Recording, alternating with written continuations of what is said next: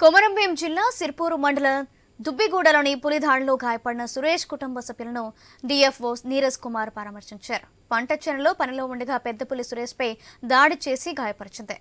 మొదట సురేష్ ను సిర్పూరు ప్రభుత్వ ఆసుపత్రికి తీసుకువెళ్లి ఆ తర్వాత కాగజ్ నగర్ ప్రభుత్వ ఆసుపత్రికి తరలించామని, సురేష్ పై దాడి చేసిన పులి, లక్ష్మీపై దాడి చేసిన పులి రెండూ ఒకటేనా అనే కోణంలో దర్యాప్తు జరుగుతుందని తెలిపారు. పెద్ద పులి సంచారం ఉన్న నేపథ్యంలో సమీప గ్రామాల ప్రజలు 2 రోజుల పాటు పంట చేలల్లోకి వెళ్లవద్దని ఆయన సూచించారు. సురేష్ కు గాయాలు కావడంతో అతన్ని మంచిర్యాల ఆసుపత్రికి తరలిస్తున్నామని చెప్పారు.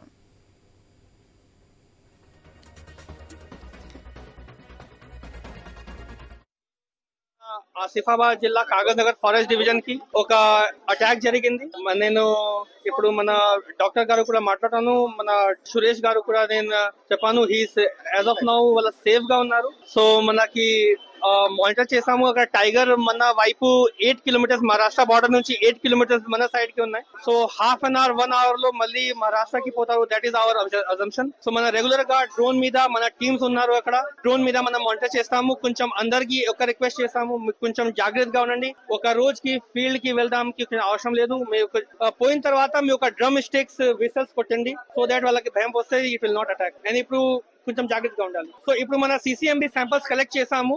మన హైదరాబాద్ కి పంపిస్తాను శాంపిల్స్. మనకి ఇక్కడ ఇన్ఫర్మేషన్ ఇస్తే పూర్తిగా ఇన్ఫర్మేషన్ ఇస్తాం. ఈ రోజు మన ఆసిఫాబాద్ జిల్లా కొమరంభీం జిల్లా సిర్పూర్ మండలం దుబ్బగూడలో పులి దాడిలో గాయపడిన సురేష్ కుటుంబ సభ్యులను డీఎఫ్ఓ నీరజ్ కుమార్ పరామర్శించారు.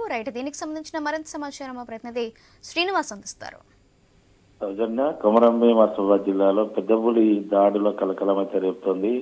ఏదైతే ఈ రోజు ఉదయం దుబ్బగూడ గ్రామానికి చెందినటువంటి రౌత్ సురేష్ అనే రైతుపై తన పంట చేనులో పెద్ద పులి దాడి చేయగా అతన్ని మొదటగా సిర్పూర్ ఆసుపత్రికి తరలించి అక్కడ ప్రథమ చికిత్స చేసిన అనంతరం కాజ్నార్ పట్టణంలోని ప్రభుత్వ ఆసుపత్రికి తరలించారు. ఈ నేపథ్యంలో అక్కడికి చేరుకున్నటువంటి DFO నీరజ్ కుమార్ టేబియాల్ ఇటు గ్రామస్తులతో పాటు ఈ సురేష్ పరిస్థితిపై ఇటు ఆసుపత్రిని డాక్టర్లను అయితే అడిగి తెలుసుకున్నారు. అతనికి మెరుగైన వైద్యం అందించాలని ఆసుపత్రి వైద్యులు చెప్పిన నేపథ్యంలో కాజ్నగర్ ఆసుపత్రి నుంచి అతన్ని మంచిర్యాల ఆసుపత్రికి అయితే తరలించారు. అయితే ఇటు DFO కూడా చెప్తున్నది ఒకటే, ఏదైతే ఇటు కొమరంభీం ఆసిఫాబాద్ జిల్లాలో ప్రస్తుతానికి సంచరిస్తూ దాడికులకు పాల్పడుతున్నటువంటి పులి గత 2 రోజుల క్రితమే మహారాష్ట్ర నుంచి వచ్చినటువంటి కొత్త పులిగానైతే వారు నిర్ధారించారు. అయితే పులి సంచారం ఉన్న నేపథ్యంలో కూడా అటు సమీప గ్రామాల ప్రజలు కూడా ఎవరు బయటికి రావద్దు, పంట చేలలోకి వెళ్ళొద్దు, అంతేకాకుండా పశువుల కాపర్లు కూడా తమ పశువులను తీసుకువెళ్ళొద్దు అనేసి ఆయనైతే హెచ్చరికలు అయితే జారీ చేస్తున్నారు. వరుస దాడులతో అయితే కొమరంభీం ఆసిఫాబాద్ జిల్లా సిర్పూర్ నియోజకవర్గంలోని 5 మండలాల ప్రజలైతే ఆందోళన అయితే వ్యక్తం చేస్తున్నారు. ఈ పులి దాడిలో ఒకరు మరణించడం, మరొకరికి గాయాలు కావడంతో అయితే అటవీ సమీప గ్రామాల ప్రజలైతే ఆందోళన వ్యక్తం చేస్తున్నారు. ఎప్పుడు ఏ వైపు నుంచి పులి వస్తుందో, తమ గ్రామాల్లోకి వచ్చి తిష్ట వేస్తుందో అనేసి ఈ భయాందోళనకు అయితే గురవుతున్న పరిస్థితులు అయితే ఉన్నాయి. అంతేకాకుండా ఇటు మొదట ఒక మహిళను చంపి రక్తం తాగడం, మరలా ఇప్పుడు సురేష్ పై దాడి చేయడంతో అయితే ఈ పులి కనుక మనుషుల రక్తానికి మరిగితే మాత్రం మ్యాన్ ఈటర్ గా మారే అవకాశాలు కూడా ఉన్నాయనేసి చెప్తున్నారు. అయితే శ్రీనివాస్ అలాగే ఇప్పటి వరకు చూసుకున్నట్లయితే పొద్దున్న 10 తర్వాత సాయంత్రం 4 తర్వాత వరకు ఎవరు పంట చేలల్లో ఉండొద్దని చెప్పి అధికారులు ఇప్పటి వరకు చెప్పారు. ఇప్పుడైతే 2 రోజుల వరకు రావద్దు అనే, పంట చేలల్లోకి వెళ్ళొద్దు అని కూడా అధికారులు చెప్తున్నారు. ఇలా ఎన్ని రోజులు, అలాగే ఎన్ని రోజుల్లో పట్టుకునే అవకాశం ఉంది? దానికి సంబంధించి అసలు అప్డేట్ ఏంటి?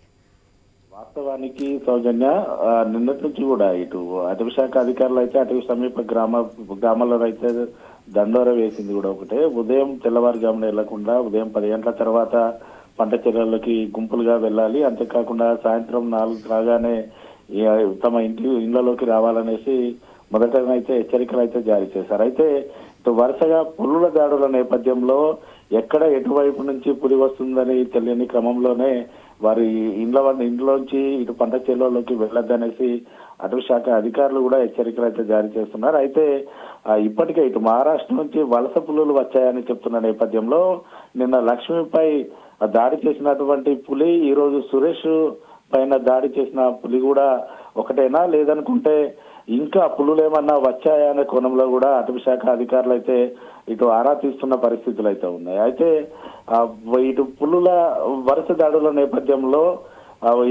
ఎవరికి కూడా ఇటు పశువులకు కానీ మనుషుల ప్రాణ నష్టాలు కాకుండా ఉండడం కోసమే అటవీ శాఖ అధికారులు అయితే ముందస్తు చర్యలు తీసుకుంటున్నారు. ఎవరు కూడా పంట చేలలోకి వెళ్లొద్దని చెప్తున్నారు. అంతేకాకుండా 16 గ్రామాలలో ఇప్పటికే 144 సెక్షన్ కూడా విధించిన పరిస్థితులు అయితే ఉన్నాయి. అయితే దుబ్బగూడెంలో సురేష్ పై దాడి చేసిన ఆ పులి ఏదైతే ఉందో అక్కడ నుంచి దుబ్బగూడెం నుంచి మహారాష్ట్రకు కేవలం 8 కిలోమీటర్ల దూరం ఉన్న నేపథ్యంలో ఈ నూతనంగా వచ్చినటువంటి ఈ పులి కూడా దుబ్బగూడెం నుంచి మహారాష్ట్ర వైపు వెళ్లే అవకాశాలు ఉన్నాయనేసి డిఎఫ్ఓ చెప్తున్నప్పటికీ కూడా అసలు అక్కడ నుంచి మరి ఇటు మహారాష్ట్రకు వెళ్తుందా, లేదనుకుంటే ఏదైతే దుబ్బగూడెం నుంచి సిర్పూర్ మండలం నుంచి కూడా ఇటు కాకినాడ పట్టణ కేంద్రానికి కూడా తక్కువ కిలోమీటర్ల దూరమే ఉంది.